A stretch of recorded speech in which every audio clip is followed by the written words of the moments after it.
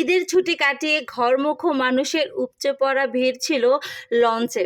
লঞ্চের ছাদ থেকে শুরু করে ডেক আনাচে কানাচে কোথাও কোনো ফাঁক ছিল না। আজকে আপনাদের সাথে আরও শেয়ার করব আমাদের ভোলা জেলার একটা ঐতিহ্য, যেটা হচ্ছে বিয়ের আনুষ্ঠানিকতা শেষ বলতে পারেন। আসসালামু আলাইকুম, সবাই কেমন আছেন? আশা করছি সবাই ভালো আছেন। চলে আসলাম আরেকটি নতুন ডেইলি লাইফ ব্লগ নিয়ে। যেটা বলেছিলাম, আমাদের ভোলা জেলার একটা ঐতিহ্য বলতে পারেন। আমাদের ভোলা জেলায় মেয়েদের যখন বিয়ে হয়, বিয়ের একদম শেষ রিচুয়াল বলতে, মেয়েদের তো দেওয়ার আর শেষ নাই।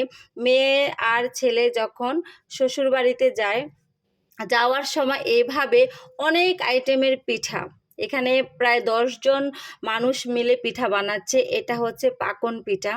ওখানে আমাদের মেয়েদের শ্বশুর বাড়িতে পাকন পিঠা, আমি সবসময় আমার ব্লগে বলি, রস বড়া পিঠা, আমাদের আরও অনেক পিঠা ছিল। তারপরে অনেক আইটেমের, যেহেতু আমি গ্রামে চলে আসব, সকালবেলা জাস্ট সকাল না দুপুরে গিয়ে 10 মিনিটের জন্য সবার সাথে, জামাইয়ের সাথে একটু বিদায় নিয়ে আসলাম। এই দেখেন, কি মানে কি বলবো, কত কত পিঠা, প্রায় 1000-এর মতো পিঠা এখানে আছে। তো অন্য ঘরেও বানাচ্ছে। তো এটাই বললাম, আমাদের ভোলা জেলায় মেয়েদের এভাবেই বড় বড় কার্টুন ভরে ভরে শ্বশুরবাড়িতে বিভিন্ন আইটেমের পিঠা দেয়। এটা ভালোবেসে পাঠানো হয়। অন্যদিকে যেহেতু চলে আসব, আম্মুকে বলাই ছিল যেন রোস্ট পোলাও হাবিজাবি না করা হয়। সেজন্য আম্মু ভর্তা, মাছ, গরু, তারপরে খাসির মাংস, এগুলোই হালকা পাতলা করেছে। তো খেতেই আমরা একটু তাড়াতাড়ি রওনা দিয়েছি, বাট রওনা দেওয়ার সময় আমাদের ব্যাগ মাশাল্লাহ 8টা হয়ে গেছে।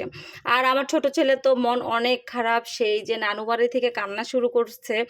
একদম লঞ্চে আসা পর্যন্ত ওর কান্নাই থামাতে পারি না। আগে আমার বড় ছেলেটা এরকম করতো, ও ঢাকায় এসেও কান্না করতো যে নানুর বাড়ি থেকে আসবে না। আসলে ছোটবেলা আমরাও এরকম করতাম।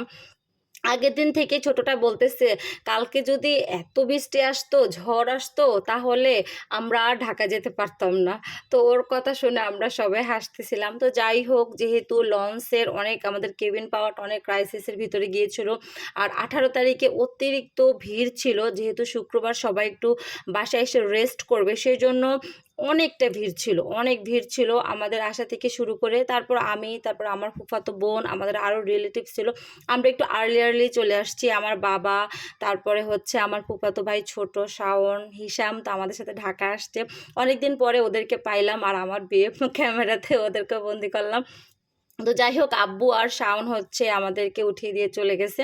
আর এদিকে হচ্ছে মায়েদের আব্বুর সাথে দুষ্টামি করতেছি, বলতেছি যে তোমাকে খুব হ্যান্ডসাম লাগতেছে, আসো তোমার একটু ভিডিও করি। তো যাই হোক, আব্বুরা চলে গেছে, লঞ্চও ছেড়ে দিয়েছিল। তারপরে আমি আর আমার ভাই হিসাম সহ আমরা উঠিয়ে দিয়ে ছাদে যাই। কি অবস্থা, উঠে দেখি কি যে একটা অবস্থা, মানে তখন শুধু আমাদের একটা ঘাট, মানে আমাদের চরফেশন ঘাট থেকেই হচ্ছে লঞ্চটা এইভাবে ভর্তি উঠেছে। এরপরে আরও অনেকগুলো ঘাট ছিল। তো বুঝেন আল্লাহ, পিঁপড়া কাকে বলে, পিঁপড়ার মতো মানুষ। আমরা তো ভিআইপি কেবিনের ভিতরে ছিলাম, আমাদের আরও রিলেটিভ ছিল, তারা কেবিন পায় নাই, তারা হচ্ছে ইয়েতে ছিল, ডাবল কেবিনে ছিল। তাদের দরজাগুলো খুলবে তার কোনো অপশন ছিল না, এমন অবস্থা, এত ভিড়। তো যাই হোক, আমি ফার্স্টে ক্যামেরা করেছি, তো ক্যামেরা আমি অনই করি নাই। পরে আমার ভাই বলতেছে, আপু তুমি তো ক্যামেরাই অন করে নাই। পরে পুরো ভিডিওটা ও করে দিয়েছিল। আর এই দেখেন, কোথাও কোনো বাদ নাই, এত ভিড়। তখন আমি বললাম না, তখন আমাদের চরফেশন ঘাটি, এখন অন্যান্য ঘাটগুলা করে নাই। তারপরে যে কি অবস্থা হয়েছে, আমাদের ওখান থেকে 2টা লঞ্চ ছেড়ে আসছে। টিপু 12 তো একদম কাত হয়ে গেছিলো, মানে এত ভিড়। ওইটাতে আরও ভিড় ছিল, ওই লঞ্চে একদম লঞ্চ পুরো কাত হয়ে গেছিলো, এমন অবস্থা। আসলে ঈদ যাত্রায় আমরা অবশ্যই ঘরে ফিরবো, বাট আমাদের নিজেদের সাবধানতাটা কিন্তু নিজেদেরই অবলম্বন করতে হবে। আপনারা দেখেছেন ছাদে, এবং এখনও দেখতে পাচ্ছেন কোথায় কোথায় মানুষ বসে আছে। তো নিজের সেফটির জিনিসটা কিন্তু নিজেদেরই দেখতে হবে।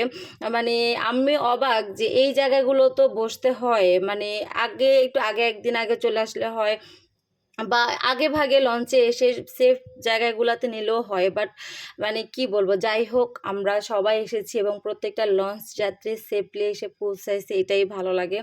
আসলে যে কোনো একটা দুর্ঘটনায় কিন্তু সারা জীবনের কান্না, এটা আমাদের সবারই মাথায় রাখতে হবে। তো এইদিকে হচ্ছে আমরা বলেছি দুধ চা চিনি কম দিয়ে আনতে, লঞ্চের চা এত পরিমাণে চিনি থাকে, বাট নিয়ে আসছে রং চা। তো আমার আর আমার বোনের তো হবে না, আমরা আবার হচ্ছে দুধ চা নিয়ে আসছি। তো যাই হোক, চাটা খেয়ে রাত্রের খাবার-টাবার খেয়ে আমরা 2 বোন সবাই মিলে অনেক রাত পর্যন্ত আড্ডা-টাড্ডা দিয়ে একদম লঞ্চ চলে আসছে 3টায়। তো যাই হোক আমরা 4টার দিকে নেমে তারপর আলহামদুলিল্লাহ বাসায় এসে পৌঁছেছি আপনাদের সবার দোয়ায়। ইনশাআল্লাহ এখন থেকে রেগুলার ভিডিও পাবেন। তো সবাই ভালো থাকবেন।